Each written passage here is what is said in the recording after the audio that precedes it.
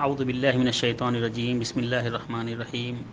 من یشفع شفاءۃ حسنۃ یکن له نصیب منها ومن یشفع شفاءۃ سیئۃ یکن له کفل منها وکان اللہ علی کل شیء مقیتا۔ اللہ رب العالمین نے ارشاد فرمایا کہ جو شخص کسی نیکی یا بھلے کام کی سفارش کرتا ہے اسے بھی اس کا کچھ حصہ اللہ رب العالمین عطا فرماتا ہے، اور جو شخص کسی بدی یا بری اور گناہ کے کاموں کی سفارش کرتا ہے تو اللہ رب العالمین اس میں سے ایک حصہ اس کے لیے طے کر دیتا ہے، اور اللہ تعالی ہر چیز پر قدرت رکھنے والا ہے۔